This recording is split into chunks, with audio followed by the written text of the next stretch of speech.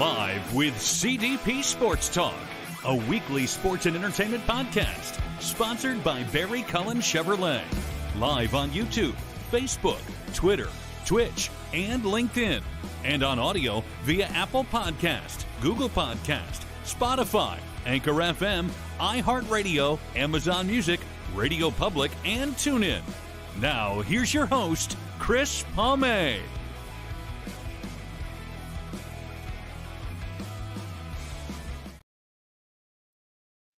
Good evening, everybody. Welcome to Season 8, Episode 20, overall 405 of Live with CDP Sports Talk, sponsored by Barry Cullen Chevrolet Dealership at 905 Woodlawn Road West in the Guelph Auto Mall. Check out barrycullen.com for the newest selection of new and pre-owned GM vehicles, or give them a call at 519-824-0210. Tell them Chris Palme, aka CDP, sent you. And you can also email the dealership at info@barrycullen.com. Live with CDP Sports and Entertainment Talk Show is on weeknights from 8 p.m. to 9 p.m. Eastern, Monday to Friday, on radio station WQEE 99.1 FM in Noonan, Georgia, the home of Southern talk and sports. And I'm excited about our guest tonight. I can't believe it's already Sunday, June 16th, 2024. June is half over, the year is half over, and it's just flying right by.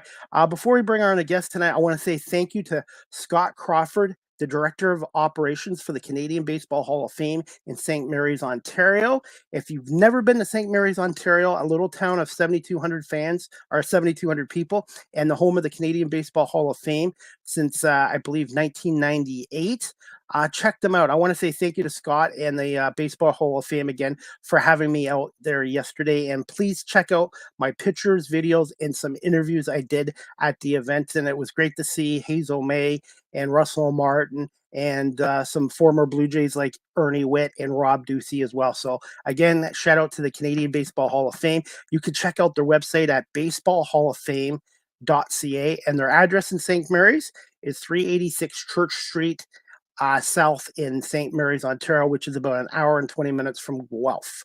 Anyways, guys, I'm excited to have my guest on tonight. This is going to be her first appearance, and I met her through TikTok, and I'm going to bring her on one second. Her name is Shauntey Jonell. She is a singer, songwriter, producer, a musician, a BMI affiliate. I'm going to ask her what BMI is, and she's originally from Austin, Texas, and Shauntey began playing the piano at the age of 12, and along with the trumpet, and she just released her latest single called Cook It Cozy, and we're going to have that show. We're going to have her latest singer on our show as well, and I'm excited to have her guest on tonight. I'm going to bring her on one second. Good evening, Shauntey. How are you? I'm doing amazing, Chris. How are you? Thank you. Good. I had a little stumble there, but it happens sometimes when you're on your radio show. Definitely. Keep it moving. Absolutely. But thank you so much for coming on my show tonight. And how are you doing? I'm doing amazing. And first of all, I just want to say thank you for this opportunity. I really do not take it lightly. I'm an artist, of course, and I do this all on my own. So it's just an honor when someone recognizes what you do and they want to talk to you and get to learn more about you. So I really appreciate you. Thank you. No problem. Last Sunday when I was at a football game in Toronto, a woman approached me and she recognized me from social media. And then she goes, my 14-year-old son wants to meet you. And I'm like, why? And she goes, oh, he loves your work. He watches your work of the Toronto Argonauts, the Canadian Football League. It's like similar to the NFL. And he was a fan of mine. And it's like, wow, I never thought 4.5 years ago I would have fans or younger generation football fans like my work. It's a nice feeling when somebody does recognize your work. Yes, definitely. How is the weather in Los Angeles? Are you in Los Angeles right now? Yes, I'm in Los Angeles right now. It's perfect. I believe summer's coming up. I don't know if we have like another week until summer, but I am so grateful to be on this side of the United States. We get the nice breeze, the trees, and I'm loving it. No complaints. I've never been there. I've been to 13 states, but I haven't got out to California. I like the 4 seasons that we have here because you get a taste of everything. But The one thing I wouldn't be crazy about, I had some guests on a couple months ago from Los Angeles, and during our show live stream, they actually had an earthquake, but they were okay, thankfully. I was going to ask you that, Shauntey, how much of an adjustment was it coming from Austin, Texas, to California, and experiencing, I guess, the odd earthquake out there? So I have like experienced like the aftershocks of like certain earthquakes. So in my apartment, like I guess it's like built to withstand like earthquakes. So it's happening and I don't even feel like it's happening. I'll just get like a text from X or Twitter saying like, oh, there was an earthquake in Los Angeles. I'm like, oh, really? Or I'll sleep through it. But moving from Texas, you know, I lived in Austin, Texas and Houston, Texas. So it was a lot of flooding. When I lived in Houston, I was always running for my life, trying to get away from the flooding. Austin, you know, a lot of ice, very hot. So coming to California, it was just very like refreshing to have like a cool night to sleep in, you know, like I can open my window and a nice cool breeze comes in. And I can see the mountains, and it was just a really different vibe for me, but it's very inspiring out here. So I've been eating it up. And How much of an adjustment was it coming from Texas to California? I would say it was a good adjustment. I realized like I didn't really need like heavy jackets or anything like that. Like, you know, it doesn't, you know, it snows in like certain parts of California, but Los Angeles, like we get like some days where it's like just heavy, heavy rain. And then after that, it's like it never happened. So, no, I love it. Like sometimes I walk outside and I'm like, I can't believe I'm here. And like the weather's just perfect, like the perfect temperature, the perfect breeze. And I was just thinking about that. I was like, I don't know if I could go back to the South. I don't know, after experiencing Los Angeles. Does So it get humid in Los Angeles? Is it really humid there, or is it a more of a dry heat there? like in Austin, like I could walk outside and I'm already in a sweat, especially in Houston. It was the same thing. Like I walk right outside and I'm already sweating. And I'm just like, what's going on here? And, you know, as women, you know, you're wearing makeup, you know, that's not the best thing. You know, I don't want to have to always be fixing my makeup. So moving to LA, you know, that was a big adjustment. Just seeing the difference in climate, climate, and then seeing, you know, I would hear about people talk about, because I did a lot of research before I moved to LA. So that was the main thing, like, oh, the weather is amazing.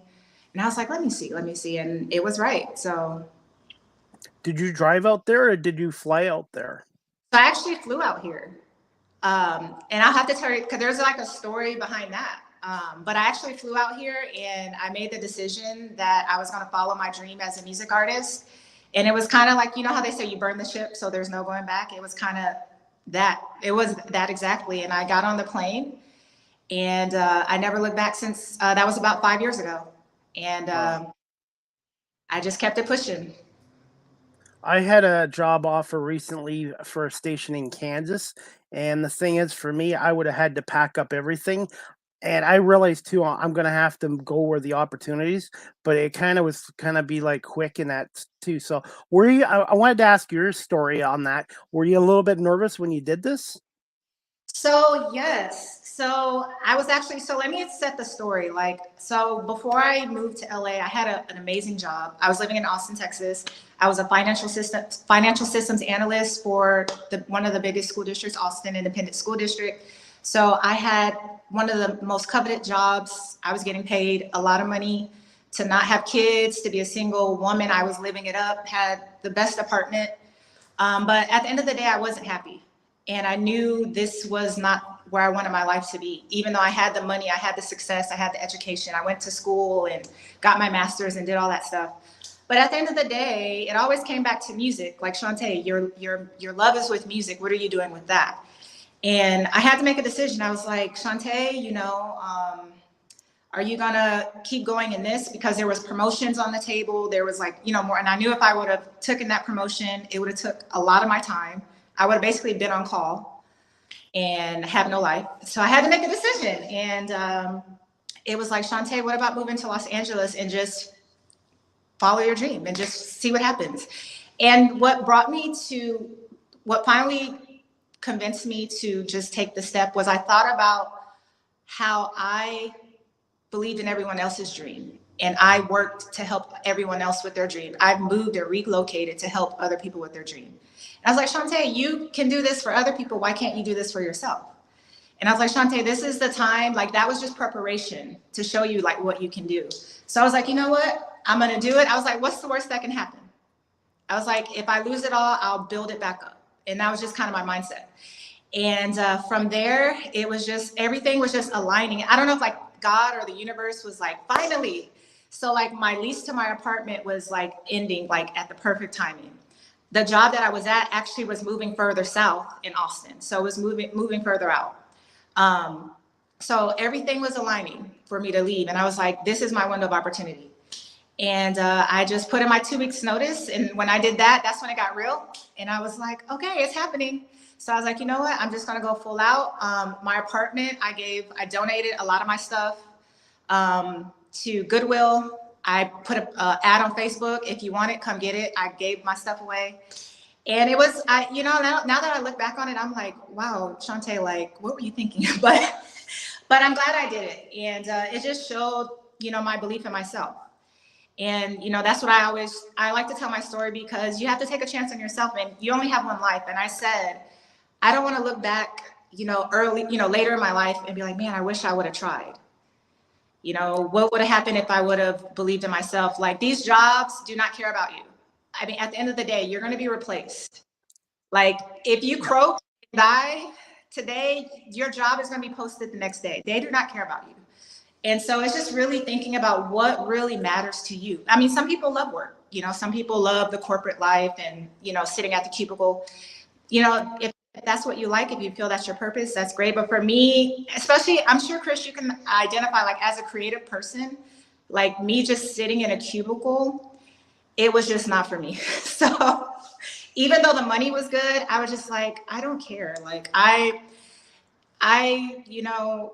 figure it out. So that was kind of like the catalyst to get me to like, okay, let's just figure it out. And then it was like, I felt like God just guided me the whole step. Like, everything worked out perfect. And it was funny because when I got to the airport, I actually had too much luggage. Like, they were like, you have too much. Like, you're going to have to like get rid of. So I had to like get rid of some of my stuff and even downsize some more at the airport, so I wouldn't get like double charged on the flight. So I have a lot of stories. This has just been a journey, like getting to Los Angeles, and I'm not sure how far you want to go into like how I made it and stuff like that, but that was just kind of the catalyst that like pushed me, like, Shauntey, if you can do this for others, why not do it for yourself?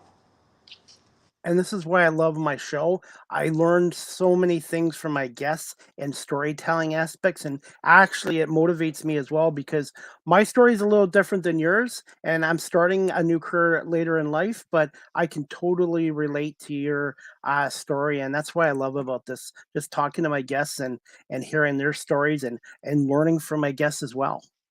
Exactly.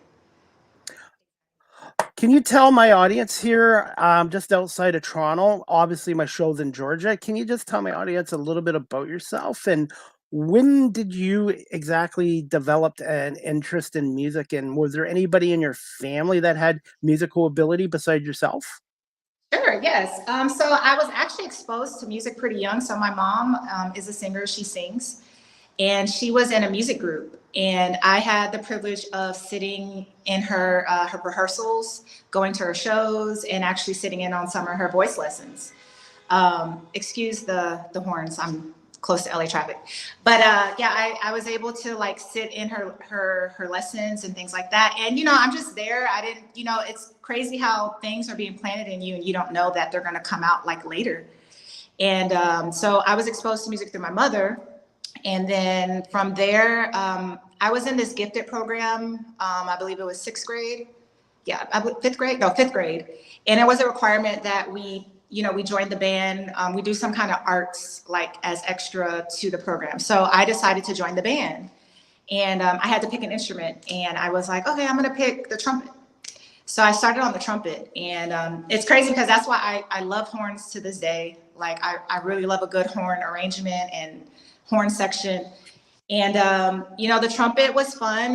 The thing about the trumpet, it's really loud, and it's hard to practice as much as I wanted then, because I lived in an apartment with my mom. So it wasn't like I could just practice at like 12 at night, with the neighbors. So, so I Yep. started with trumpet, but that just kind of just opened my ear for music and like reading music and just understanding like harmony and like how, the sound sounds against the other instruments in the band and how they work together and like composition and stuff like that. So I actually started in the church. I was actually inspired by a musician in the church who was the music director at the time. And the way he played the piano, it just did something to me. And I remember one day I was sitting in service and he played like this most beautiful piece. And I was like, I want to play the piano. I was like, that's it. I want to play the piano. And this was at 12 years old. And I told my mom, I was like, I want to take piano lessons. And I'm telling you how things line up because the director I told you about, he opened a music school at the church. And I started taking piano lessons at the church. And then I started having recitals. And then from there, I started taking lessons. And then I just started teaching myself like things I wanted to learn. And it just kind of grew over time to where I absolutely adore like composing. You see my setup in the back? Yes. Yeah, I enjoy like composing. I enjoy all types of music. So of course, like I really started in gospel music, but I love all kinds of music. But I would say like the seed was planted by my mother. And Do you remember? Oh, sorry. Go ahead.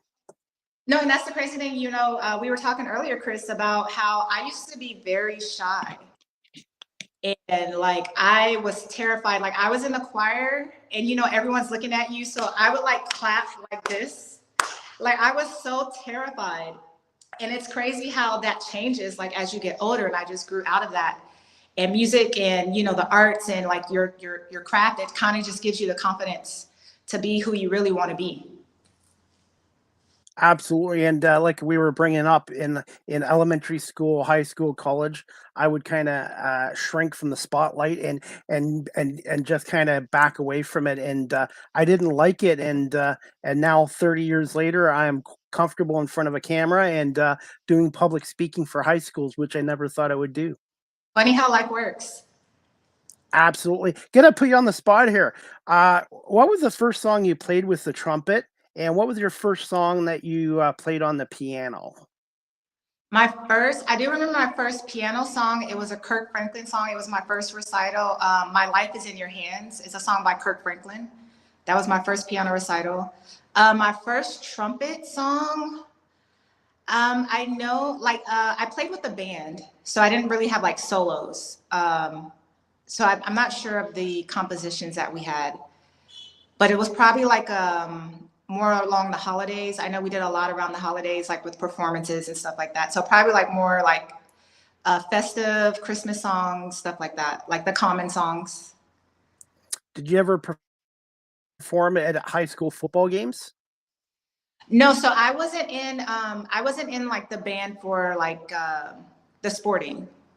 So this was more like an extracurricular type thing. Okay. Gifted program. But so before, like because marching band was more, well, I guess it was kind of in middle school too, but it was more like big in my high school. And by the time I got to high school, I was already on piano. So I was in the piano room practicing at that point.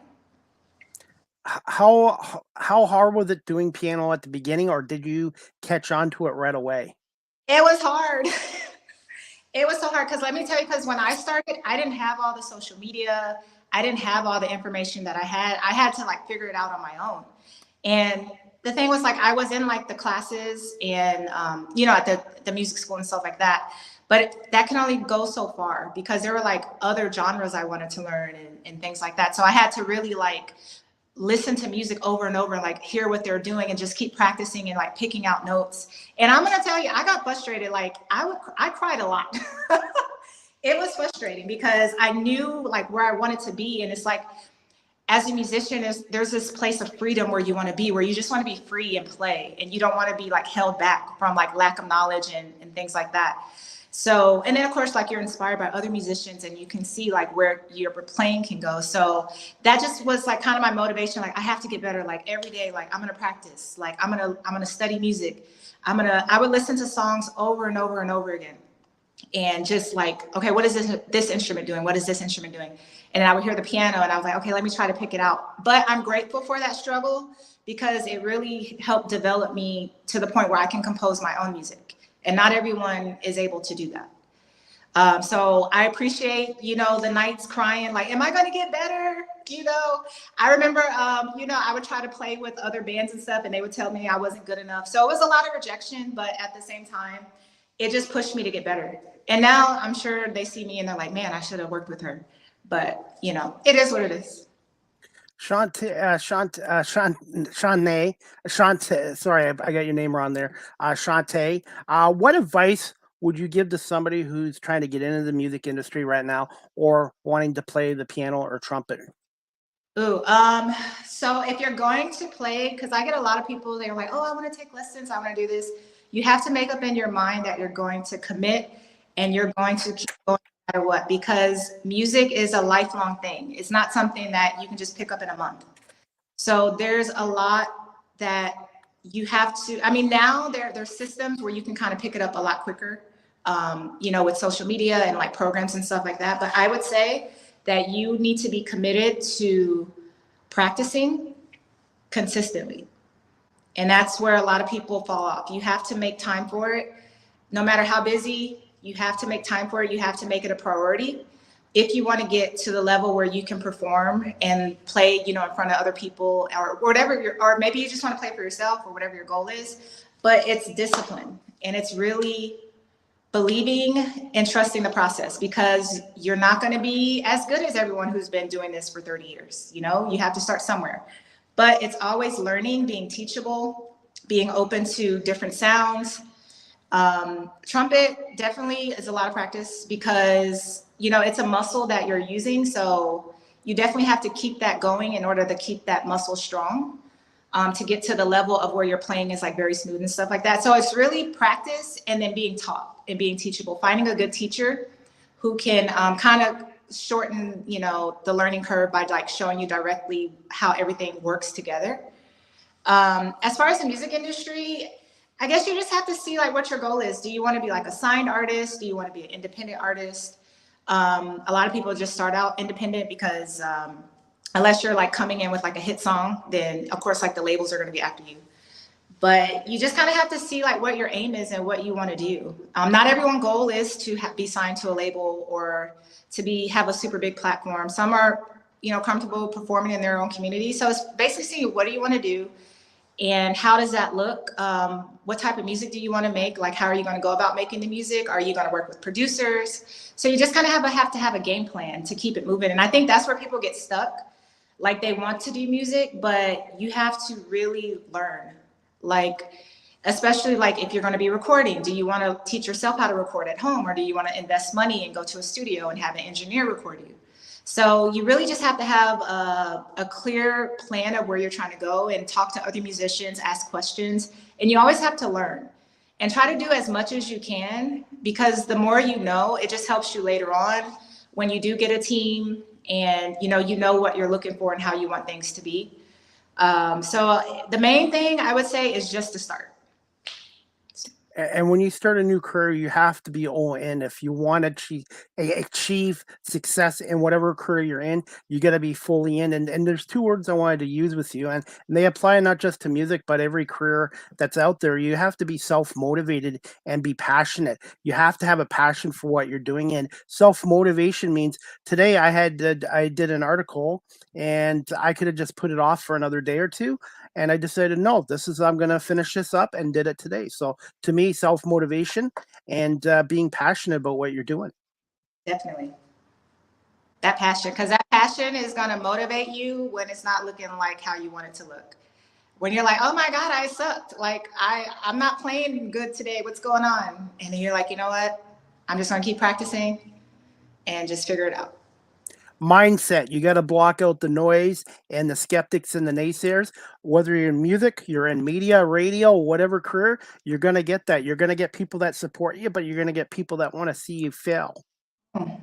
Let's talk about it, especially as a creative. It's something about us creatives. We just trigger certain people. And, you know, they see what they wish they could do, because, you know, what you're doing, like, you're stepping out and believing in yourself. Not a lot of people can do that. A lot of people are afraid, and they let fear overtake them, and they worry about what people will think about them if they do something different, doing what they really want to do. And when they see us, like when they see Shauntey left her good paying job to be working at Whole Foods, you know, I'm not working there now, but to be working at Whole Foods in California, making smoothies, like, you know, it is what it is. You know, when you believe in yourself, you don't care how you look to other people. Yeah, I'm doing this now, but I have a bigger vision. And, you know, that's just what comes with being a creative. You know, you're going to get the hate, you're going to get love, you know, it all comes with it. Basically, you're going to have a thick skin. Yeah, I would say that. Do you think, you know, you've been prepared, like, especially you started your career later? Do you think like you developed thick skin before you started your career, and that prepared you for like what you faced? I think my former career helped me because when I was in corporate security, I had to deal with all walks of life. In a gambling environment, I had to deal with rich people, poor people, people that had mental health issues. I had to learn how to use my mouth, but also just as important as your mouth is your listening skills as well. So I think my former career, in a way, prepared me for this career. Definitely. And that's how I see it. Like, I've been through a lot, so dealing with people and all that. So now when people say stuff to me, I'm like, oh, okay, I've heard it all before. I'm going to put you on the spot with my next question, Shauntey. Do you remember the first song you performed in front of a live audience? I do. Oh my God. So, so let me just say, so I didn't start singing till like later. So music, like piano and like that was like kind of my thing. But then I was like, you know what? I really do want to sing. So I remember, actually, I started taking voice lessons. I took voice lessons for a period of time to help me to build my confidence and find my voice. And so the first song I played, it was at the University of Houston campus. It was during a church service, and it was like a song I just made up. But it was like a compilation of like a lot of songs, but I just like did this arrangement, and I just closed my eyes and I just started singing. And I was terrified, but once I got through it, I'm like, oh, okay, it's not that bad. And then I just kept doing it and it just kept building my confidence as a singer. And so the song, it was a song called Chasing After You. And it was just kind of chopped up. So I started in Christian music, but now I'm doing a different genre now. Did you take vocal lessons when you were younger as well? No, I didn't. So I was in the choir, if that counts. So I was in the choir, like at the church. So that did help, you know, with vocals and like finding like where my voice was, my vocal range, and where I was. And then I didn't take vocal lessons until I got into college. And that's when I knew I was serious, because I was paying for it with my own money. And and it helped a lot. And probably one of the best, I took voice lessons for 3 years, the best 3 years of my life. Like, I was safe with that person. So like they heard me at my worst. And, you know, that's the you know, a vocal coach, they show you your weaknesses and you strengthen it and things like that. And I love my vocal coach. He helped me find my voice, and it's helped me become who I am today. How competitive is the music industry, and how important is it to have a strong support system, and especially going into the music industry? Ooh, I would say it is very competitive. And the thing is, you're competing and you don't know you're competing. So, you know, I'm just being real. Like, you know, you think you're working with people and we're going to do this great thing, and then it just turns into a competition. But, you know, I understand everyone wants to be seen. Everyone, this is their passion. So, you know, it's a very competitive, just to get, you know, seen on TikTok and things like that. But for the most part, I would say in LA, you have those groups that they are supportive. You have those groups that, you know, will support you. So it's not just all competitive. There are good people out there. But, you know, I'm a Leo, so I'm competitive anyway. So I'm up for a challenge. At the end of the day, as far as a good support system, I've learned first that it starts with me, and I have to look to me first as my first support, because especially in LA, and especially as a woman, you have to be very careful out here, especially in the music industry. Because you have people, they promise you all this, oh, I want to work with you, oh, I want to produce you, I have a song for you. And, their motives, they have different motives. And so, and that's not everybody, but, you run into that a lot. I've run into that a lot in LA. So that just taught me to really believe in myself and trust what I can do.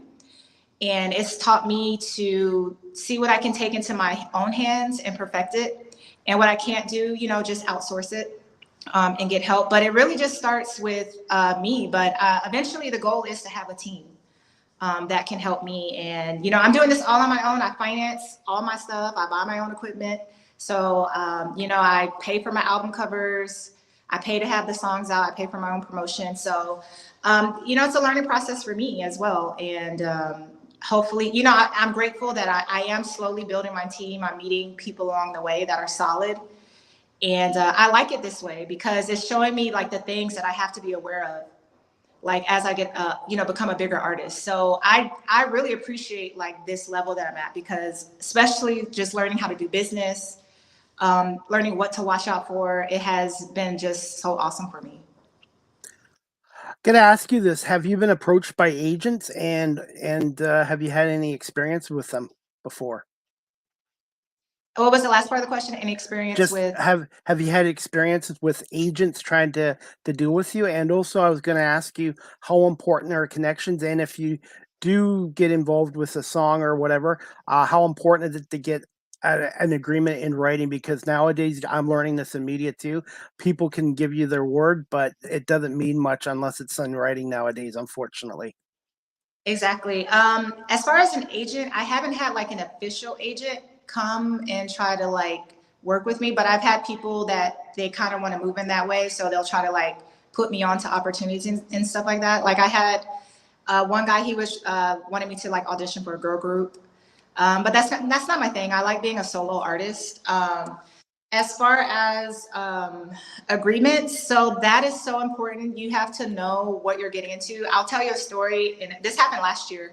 So sometimes, you meet people and you think like they just want to help you out, which I learned that's not always the case. So I went to the studio and I thought like, oh, it was a friend. Oh, he just, come to the studio, let's work. And I'm thinking like, we're just working. Like I invited like some other writers to come, and we were just working on one of my songs, and we were trying to like just perfect it.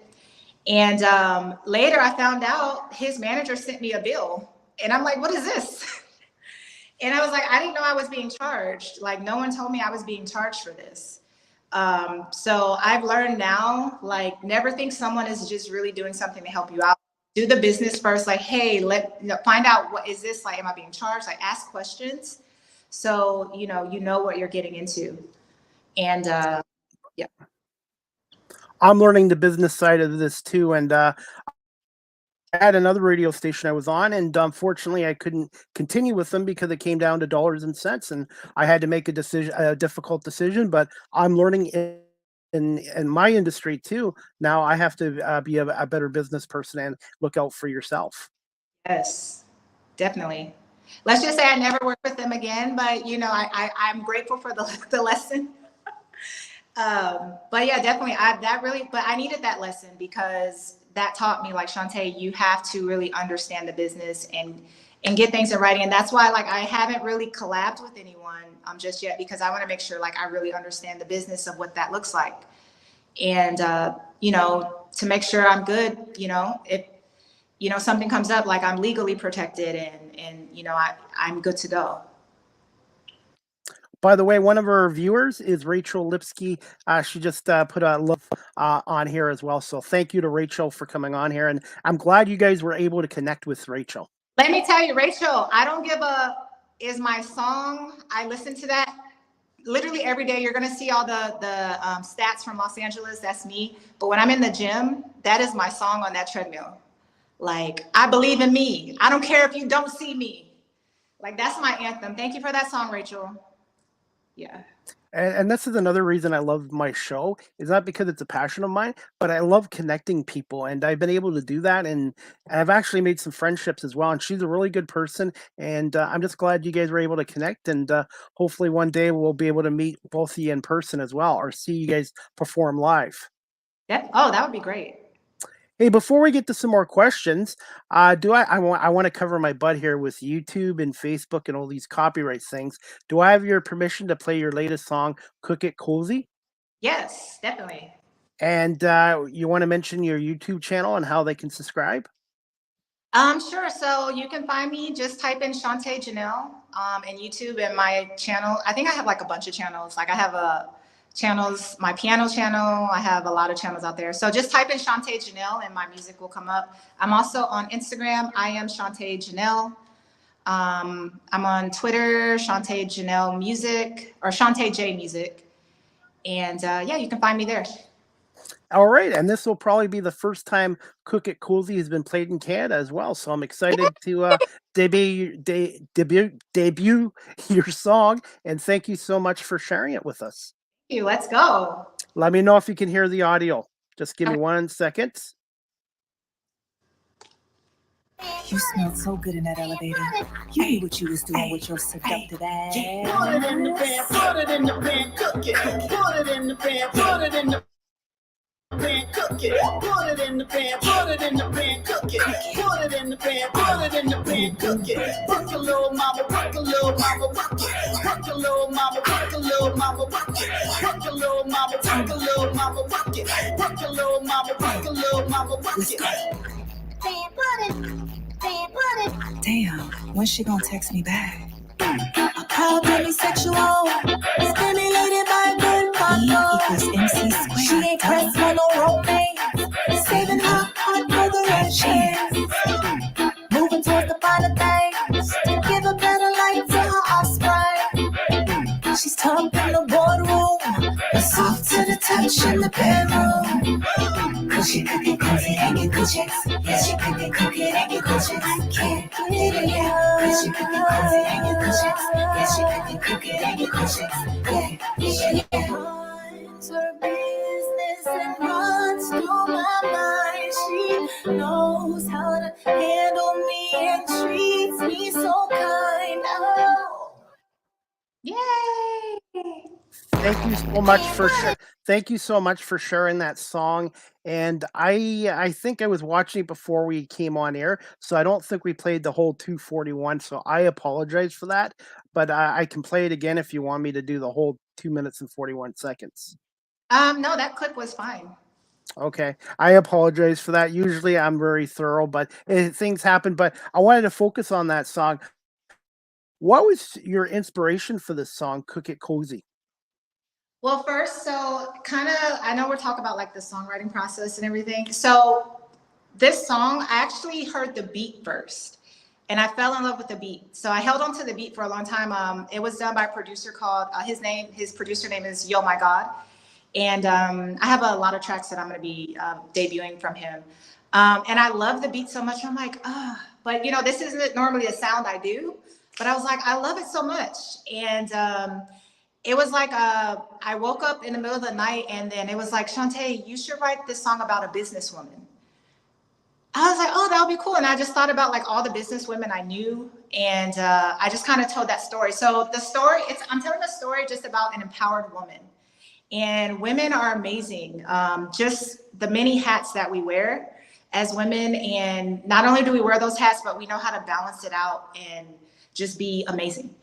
And so it's just kind of like an anthem for women who they're about their business. If it's about getting money, if it's about their music, if it's about their family, you know, they handle their business and they know how to still be warm and cozy.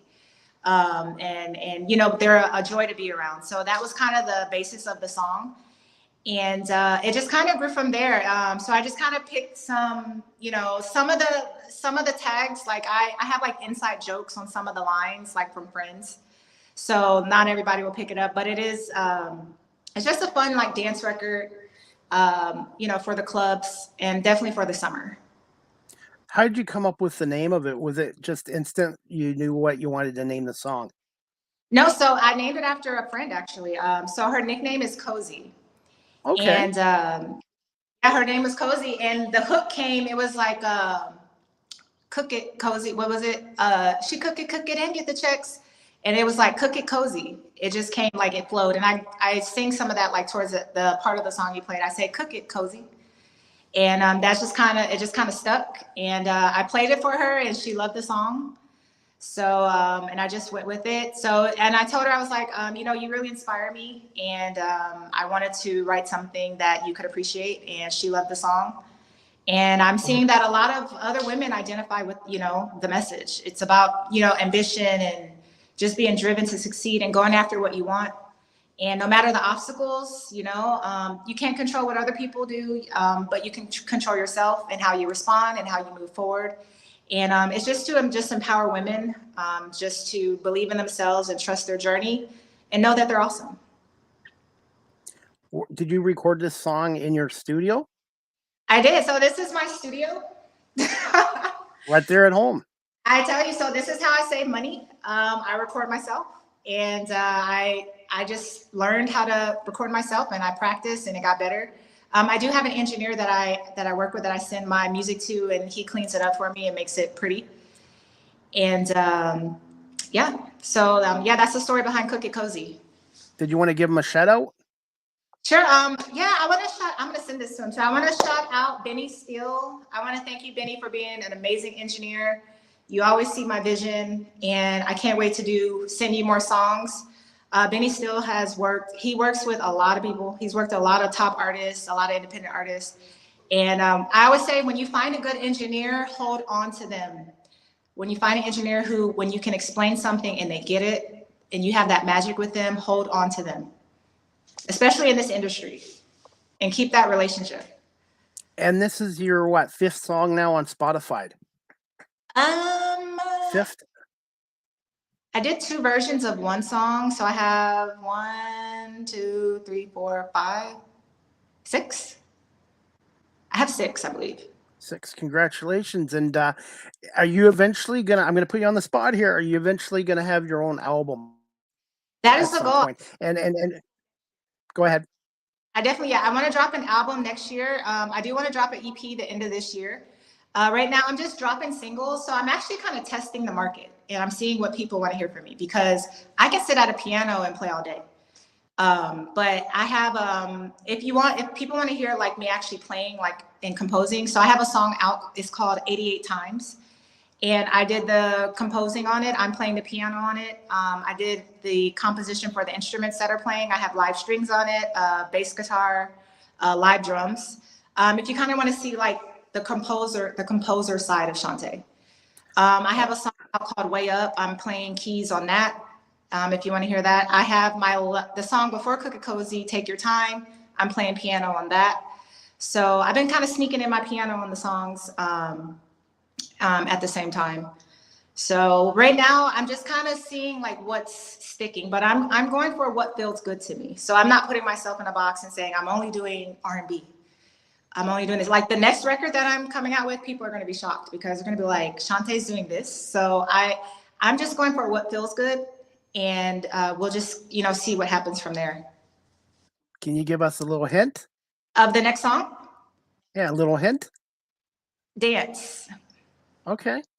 Hey, since I have you on, and if you got a few more minutes, what are your thoughts on the CD market? Do you find it's still there, or is it's disappearing slowly?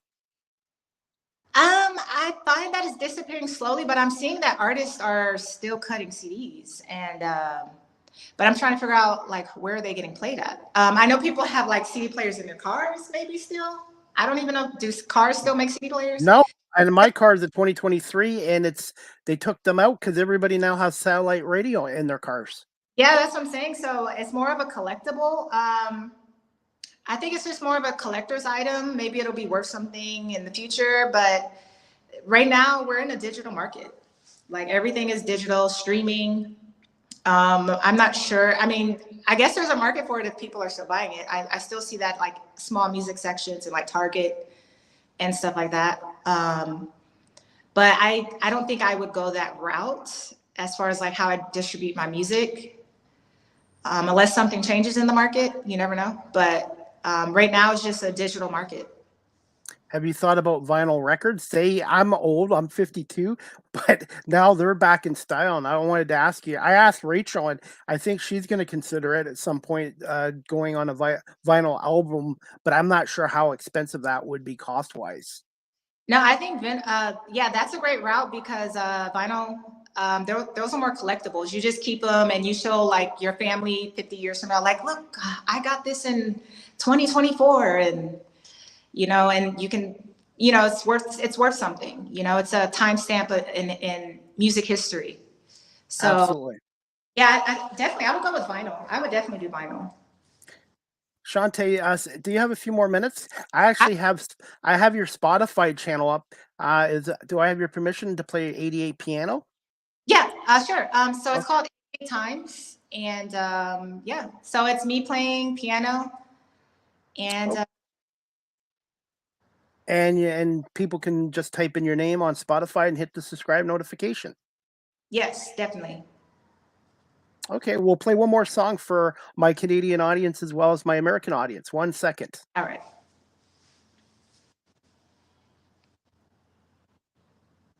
And we're going to play 88 times piano. Hopefully it works.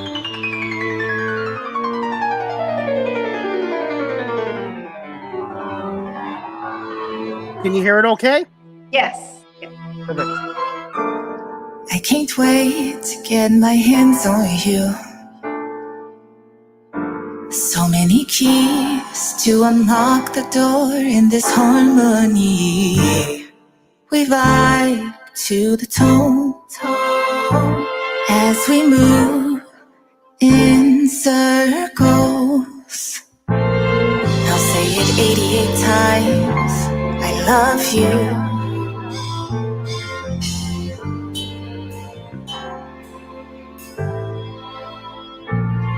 I'll say it 88 times.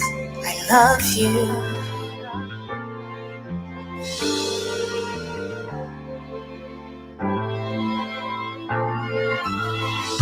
Serotonin crescendo.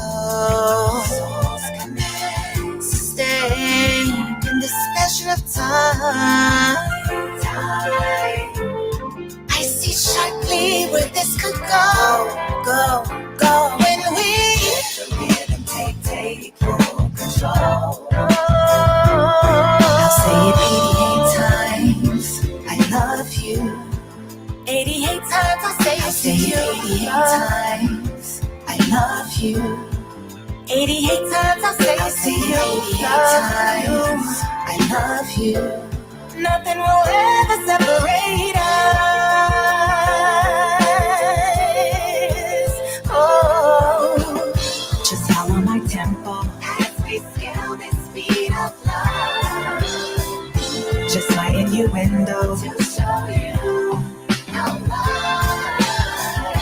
I really enjoy the highs and the lows, the places we go. You're the person I always loved.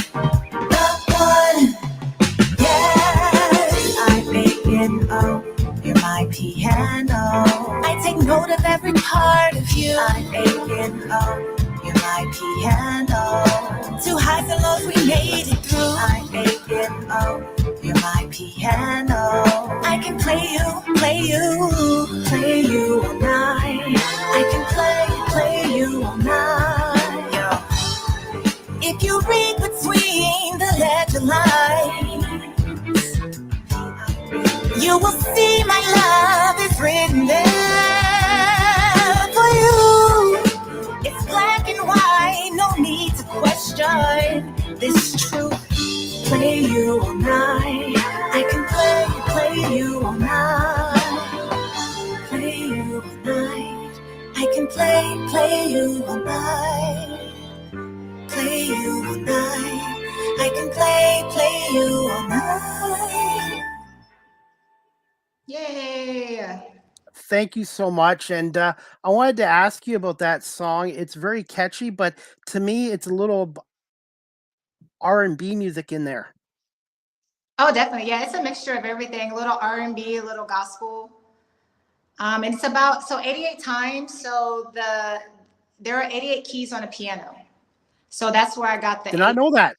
Yeah, so that's where I got the 88 times. And basically 88 times is just me expressing my love for music and just thankful for music. Yeah. What was your inspiration? I guess that was one of your inspirations. Did it take you a while to get a song for it, or just you knew right away what to name it? Um, so that song took me 3 years to release, mainly because too, I wrote that song right before I moved to LA. So there was like a little transition going and then trying to like finish the song. But I knew it would be called 88 Times because the hook came to me first. I was like, so what I do, like I'll like loop a song or like for in this case, like I looped like the chords that I were playing, the piano chords. And the hook just came to me. I'll say it 88 times, I love you.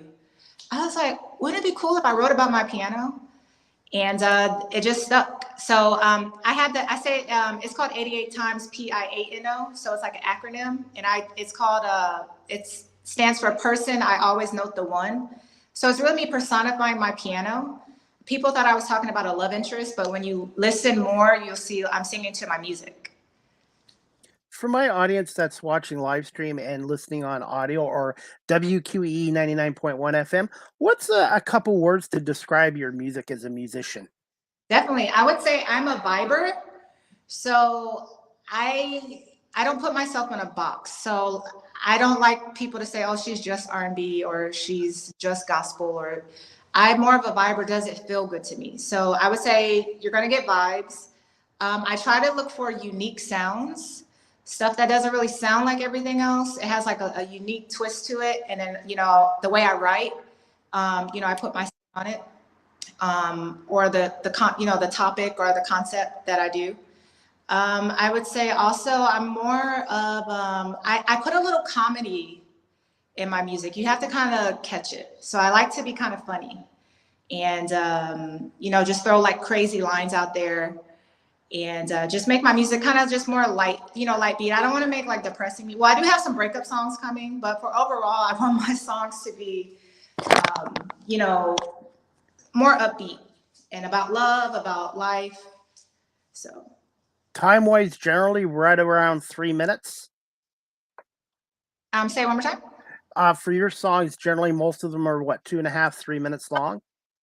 No, they can go, it depends. It can go for like from 2 to 4 minutes. My last song I did, Take Your Time, was like 4 minutes and 10 seconds. So it depends on like the composition, how it's, the song is set up, and depending on what's happening there. Have you done live performances before, or are you just kind of recording right now? No, I've done the most live performances I've done were actually in different genres. So when I was in Texas, I was actually in a rock band, which was pretty cool. So we were able to do a lot of live performances. I did like background vocals and keys. And so that really helped with performances. I get a lot of my performance experience actually from church. I was a praise and worship leader.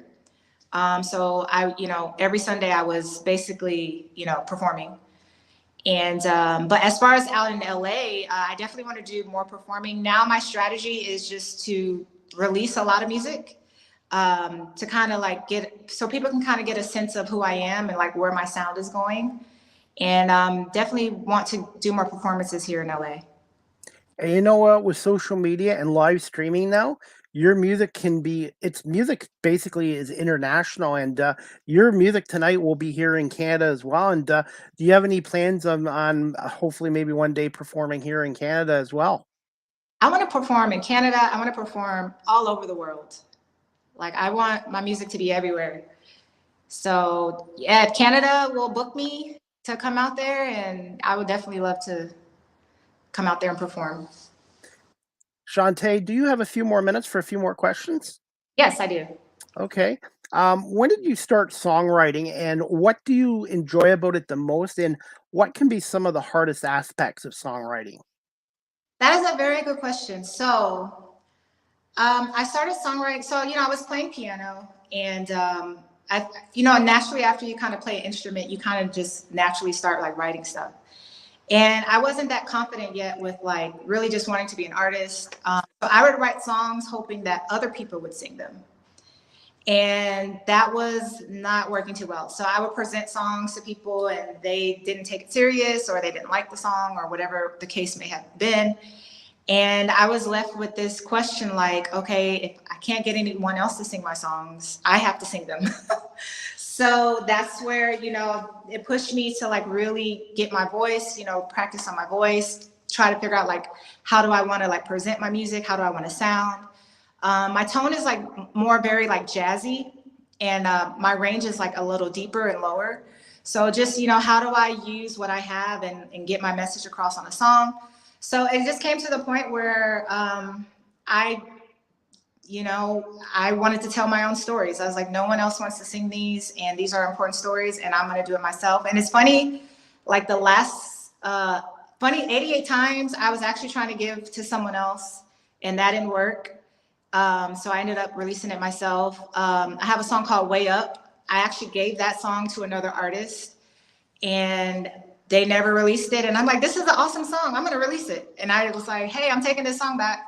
And I released it. So I think it was just kind of the push I needed to see, like, Shauntey, you have to believe in yourself and push your own songs. So that's just been the journey I've been on. And I see that no one can tell my story like me. And typically I say, if you want to know what's going on in my life, just listen to my songs, because I tend to write from personal experiences. I might put like a little theatrics on it to like make the story more interesting. But, my songwriting process, I draw from like my life. And I think that's what's been working for me and helping me in this season as an artist.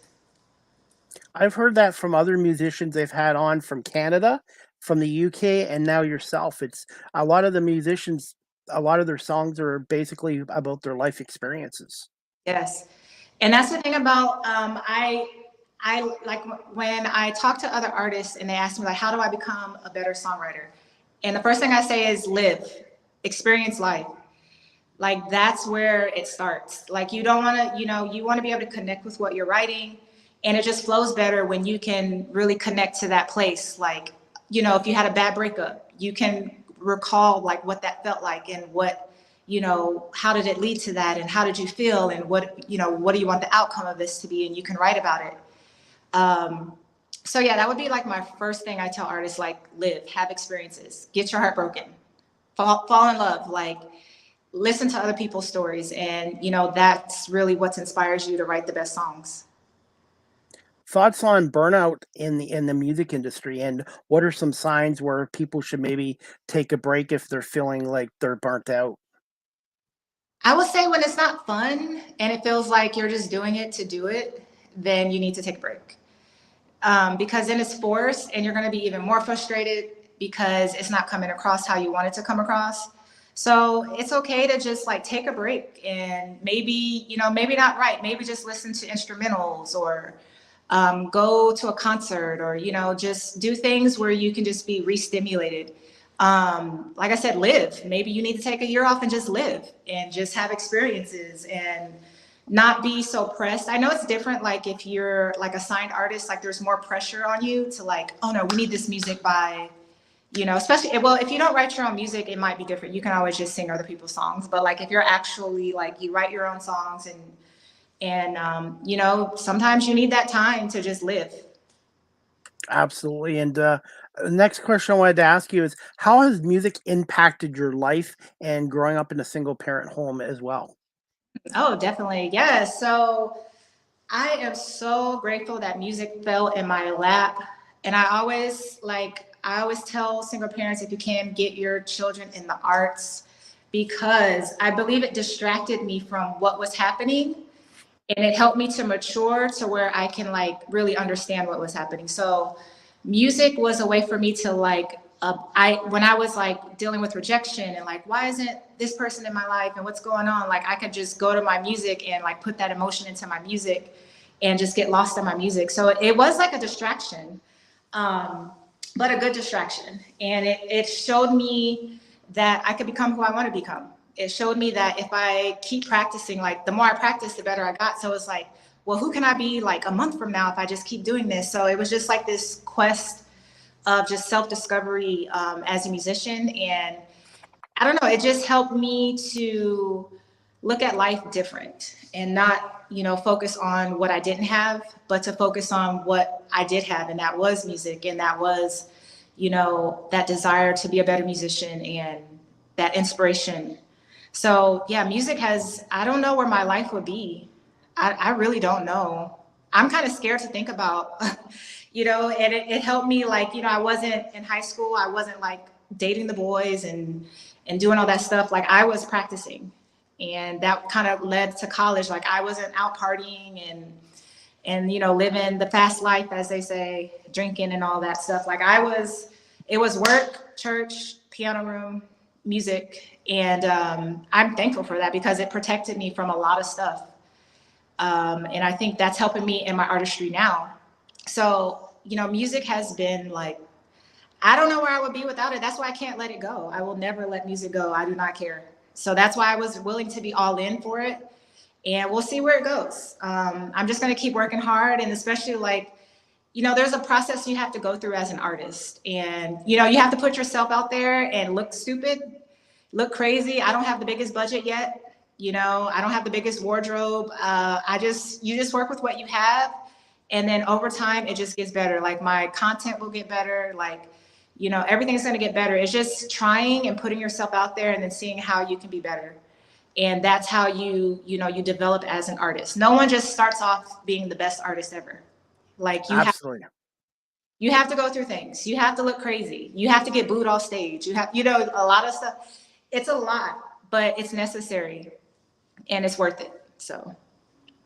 When growing up, who were some of your musical influences? Who did you enjoy? Ooh, so that's a great question. So I had a very eclectic taste in music. So, of course, like gospel music. So I always say this: if you want to learn harmonies, if you want to learn like how to compose parts, gospel music is the best place to start.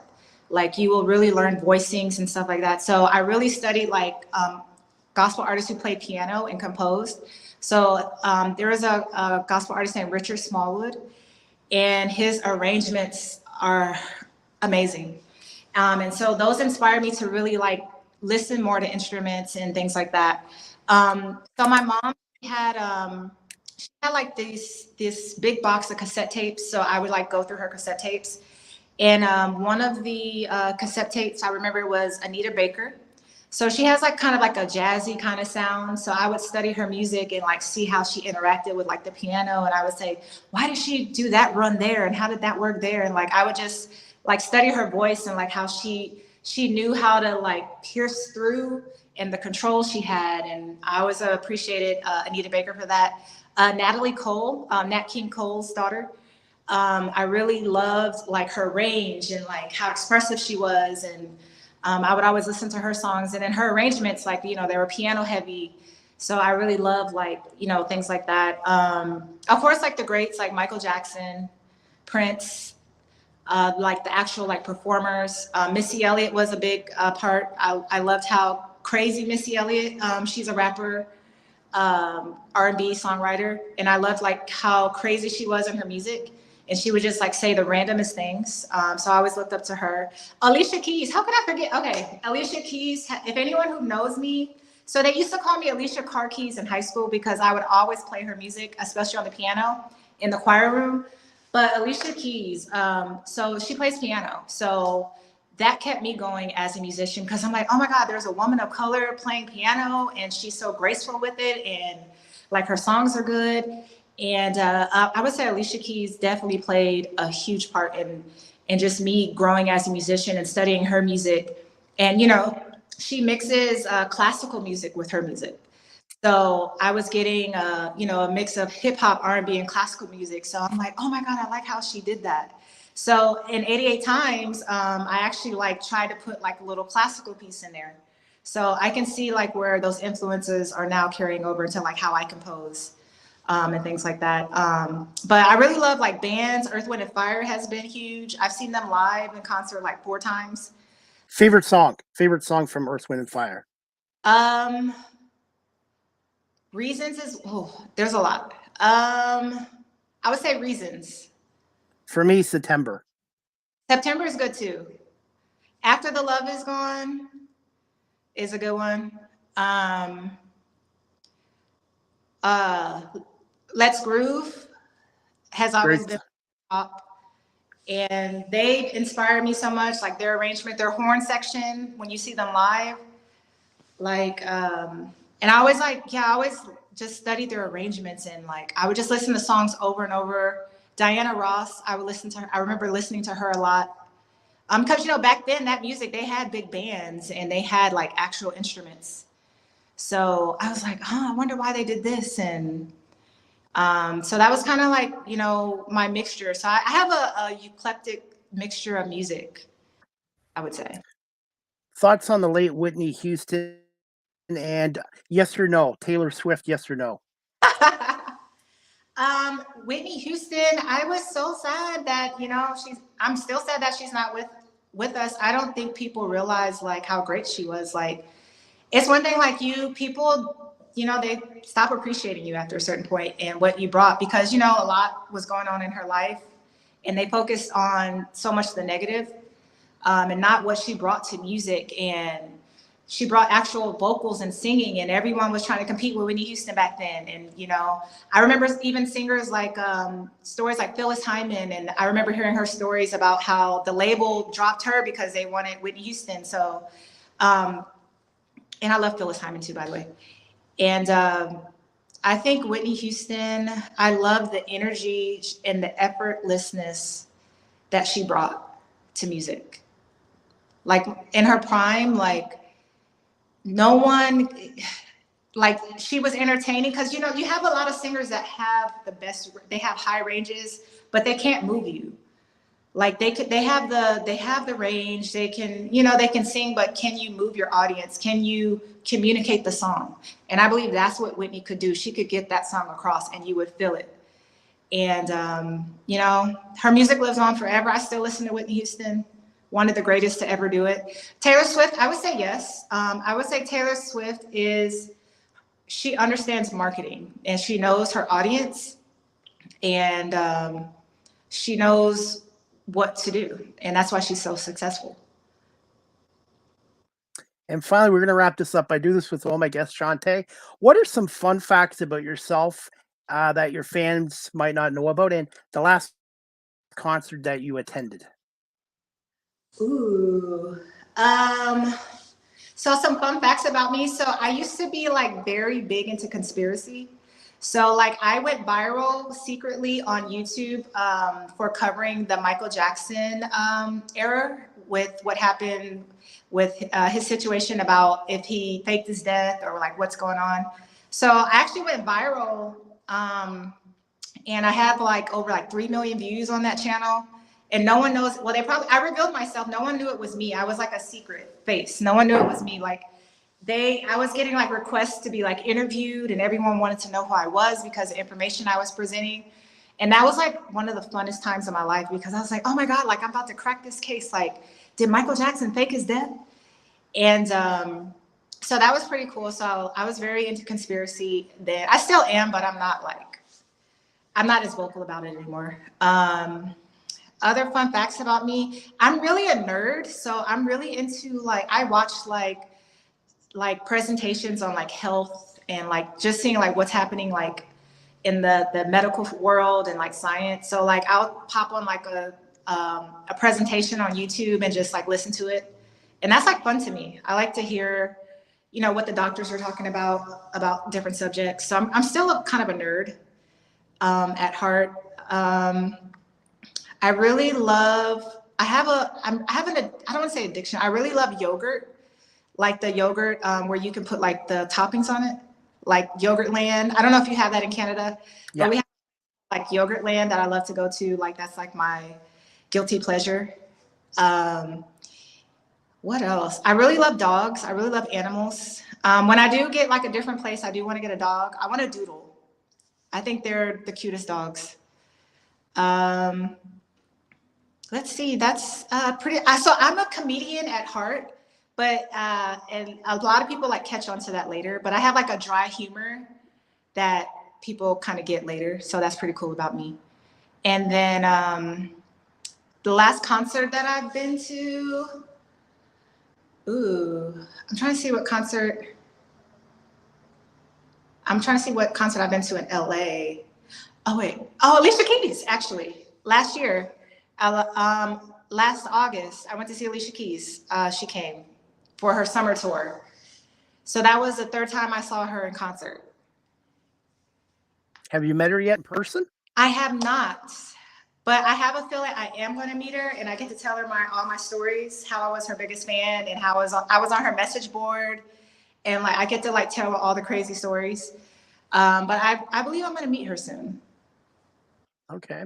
And finally, I do this with all my guests. Yes. What'd you say?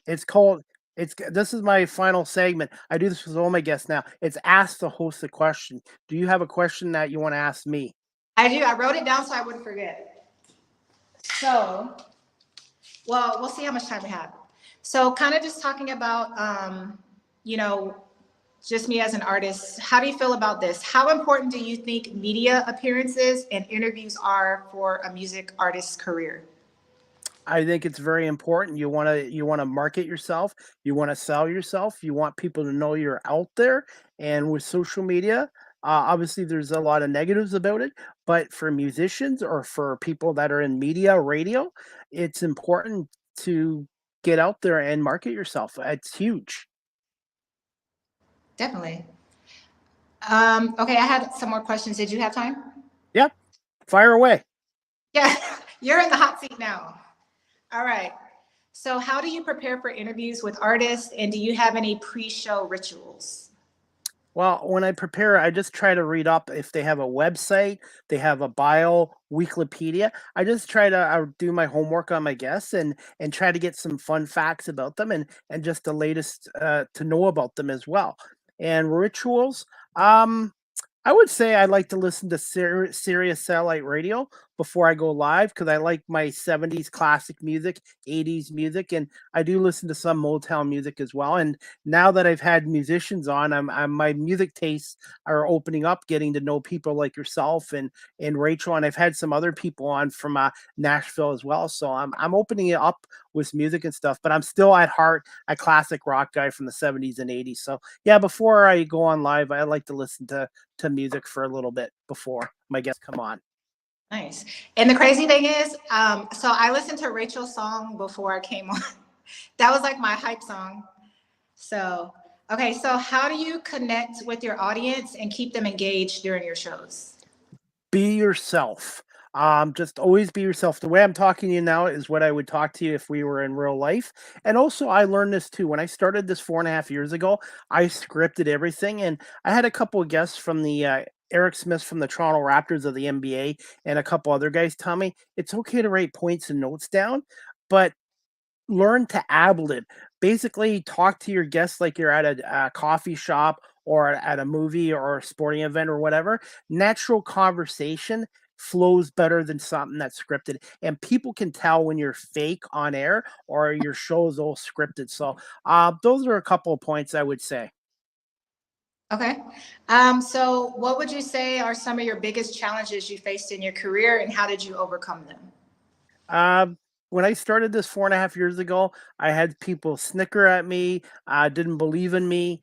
And I basically decided this is what I want to do. I had a taste of camera work, which the camera work led to my podcast, which led to my radio show. And I've had to go and reach out. And I've had a lot of successes, but I've also had a lot of setbacks. I never used the word failure. I used the word setback. And any kind of skeptics, haters, naysayers, I use that as motivation to keep improving and showing people. I want to prove to people age is just a number and you can switch careers at any time in your life. And also education is classroom and it's important, but you can also educate yourself outside of a classroom. It's not just a piece of paper. Don't get me wrong. It's important, schooling, but you can learn outside of a classroom as well. Learning is a lifelong process, not just sitting in the classroom. And also, I don't feel entitlement. I don't believe in that. Any opportunities I get in media, I appreciate them and take advantage of them and do the best I can. So what I picked up from that is you're saying start with what you have, because you're broadcasting from your basement, you said? Yep. Exactly. And some people think like, oh, I need a big fancy studio. I need all this equipment to do this. And you just start with what you have, and then it eventually grows and it gets bigger. Yep, and I use StreamYard, and I have a good laptop. I have a good headset. These are actually gaming headphones, but they work great. And I also now cheat and use an Ethernet cable. I have really good Wi-Fi, but sometimes Wi-Fi at nighttime isn't always 100%. So I use the Ethernet cable. And also, too, I do a lot of live in-person interviews. As much as I love doing this virtually, I even love doing my live in-person interviews with athletes, coaches, fans, etc. Because you have to think on your feet even more. Here, you have time to prepare and write stuff down, but doing live in-person interviews, I love doing that as well. And I can tell how passionate you are about your show. And I think you'd be great if you had your own podcast show one day too. That's coming. That is coming. I want to, well, I've already started, I'm still developing, but I have, it's called Creatives Unboxed. And basically I want to just speak to creative people and, you know, just talk about my journey a little bit more. We talked about it briefly, but I want to, you know, talk about it more, how to navigate things. You know, Chris, you know, we talked about the haters. We talked about, you know, the stuff that comes when you're, you know, you're ascending to greatness. And you know, just how to navigate those things. And you know, we talked about using negative words and redirecting that energy to be greater and to work harder. And you know, and I told you, I think I told you, I mentioned like when someone says that you're not going to make it, that is a clear indication that if you don't give up, you're going to make it. It's like a weird way, like the universe like is telling you through, you know, when someone tells you that, oh, you're not going to make it, no one's going to listen to your music. No, you're like, I should keep going. I should really keep going. Never So give up. Never give up. never give up. Never give up. I don't care. You have to start somewhere. You're gonna look crazy. Your clothes are gonna look crazy. You may not have the best of everything yet, but I think people appreciate that more. You know, I show people my journey, like, you know, people see where I started, and then when they see where I go, they're gonna be like, oh my God, if she can do it, look where she started. You know, I think that you're more relatable that way when people see the process. A lot of the times we want everything, you know, all our content to be perfect, like the perfect 4K quality, and you know, eventually you'll get there. You know, you raise your standards as you get more income, you get a bigger budget, or you know, resources and stuff like that. But you just have to start, and you know, people will find you, and people will connect with you. Well, look at this. You're about 3,500 miles away from me, and look at how we're connecting on here. Exactly. This Exactly. technology, you always hear the bad things about it, but if you use it the right way, it can help you into a new career. And 10 years ago, 15 years ago, I probably would have had to go back to school for broadcast journalism. But right now, what I'm doing what I would be learning in a classroom right now. Exactly. This is the process. A lot of people, you know, you have to appreciate the process. That's what I've come to learn. Don't worry about when is this going to happen. When, like, appreciate this is preparation for you to get on bigger platforms. You're preparing. You're getting better at interviewing. You know, you're perfecting your craft, and then you're going to be, you know, you're going to be hard to reach soon. Like, oh, Chris is busy. Well, hey, and I can tell how talented you are and how passionate you are. And we're going to wrap this up with this last question. Where can my audience follow you on social Sure. media, your websites, and are you working on more songs for 2024 and beyond? Yes. So I'm more active on TikTok. So you can find me at Shauntey Jonell on TikTok. I am on Instagram. I am Shauntey Jonell. Probably the best ways to keep up with me. I have my website. It's under construction, but go ahead and subscribe. There's a subscribe page, ShaunteyJonell.com. And yes, I have a lot more music coming out this year. And like I said, I'm trying different sounds. I'm trying to see, where the music leads me. Like I said, I'm going with what feels good. So I'm ready to see the response actually to some of these songs. Like I said, I have a dance record that's coming out next, and it's more like on like the EDM side. So we'll see, how that goes, but it just feels right. And that's like I love the process of like what song is coming out next, because I think it's going to be like, no, this is the single, but then it's like your heart pulls you to this single, and then it just flows, and you just know that, okay, yeah, this is like, you'll go back to an older song that you forgot about, and you're like, oh yeah, and that ends up being the next single. So yeah, so that's what I have coming this year, and I'm excited. And I have your Linktree website down there too, where all your social media sites and merchandise. You have merchandise coming out too? Yes, I do have merch currently. It's in my Linktree link as well. That's available. All right. Hey, Shauntey, I know we've talked for about 80 minutes, but when you're having a great conversation, time just flies by. Hey, and I want to say thank you so much for giving me some time out of your busy schedule tonight and getting to know you and behind the scenes of your music and playing a couple of your songs as well. Thank you. Like I said, I appreciate you for putting me on your platform, and I hope this isn't my last time. And No, you have an open invite to come back. okay.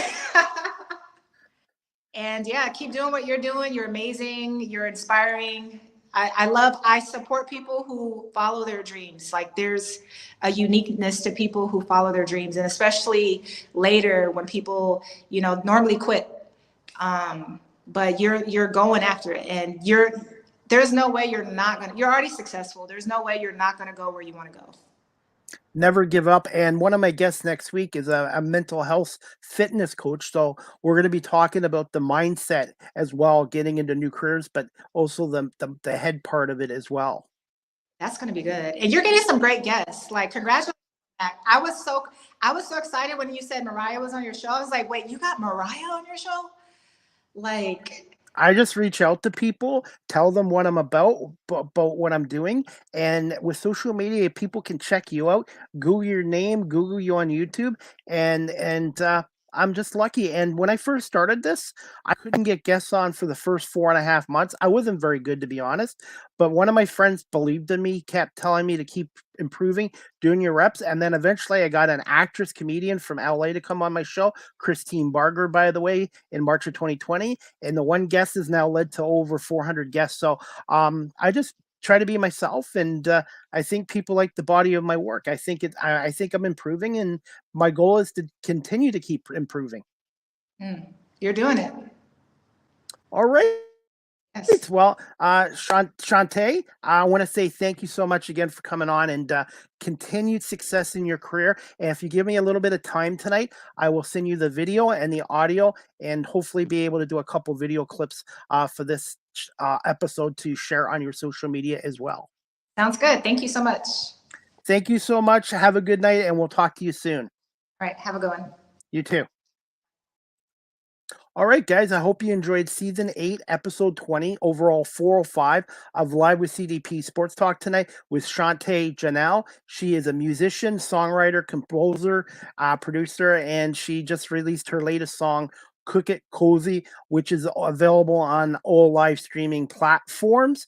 And she also played another song tonight on her Spotify. We played 88 times piano. So check out Shauntey Jonell. She is on all social media platforms, and she's on Linktree/Shauntey Jonell as well. And I want to say thank you to her coming on our show. And I want to say thank you to everyone watching this live stream and on audio on this Sunday, June 16th. And I have some more news, guys. The next Live with CDP Sports and Entertainment Talk, sponsored by BarryCullen.com, Tuesday, June 18th. 3 p.m. Eastern with Sean Bowen, the in-game host and content creator with the Toronto Argonauts. And Sean's also a producer with the Maple Leafs, the Toronto Maple Leafs of the NHL at the Scotiabank Arena. So tune in to Live with CDP Sports and Entertainment Talk Show this Tuesday, June 18th, 3 p.m. Sean Bowen is going to be my guest. Also, guys, if you're looking for your forever friend and pet, check out the Cambridge and District Humane Society at 1650 Dunbar Road in Cambridge, Ontario, 519-623-7722, or visit their website at cambridgehumanesociety.org. If you're looking for cats, dogs, bunny rabbits, pets, cambridgehumanesociety.org, their profiles will be there. And the Cambridge District Humane Society is doing a monthly 50-50 draw right now. You can buy their tickets off their website, again, cambridgehumanesociety.org, or you can pop by the office again at 1650 Dunbar Road in Cambridge. And I will be back volunteering there this week as a dog walker, and they do an amazing job looking after our furry friends, looking for their forever homes and families as well. Live with CDP Sports Talk is a weekly sports and now entertainment talk show hosted by yours truly, Chris Palme. Is on weeknights from 8 p.m. to 9 p.m. Eastern on radio station WQEE 99.1 FM, The Key, the home of Southern sports and talk, the heartbeat of Atlanta. Our radio station's website is wqeefm.radio12345.com.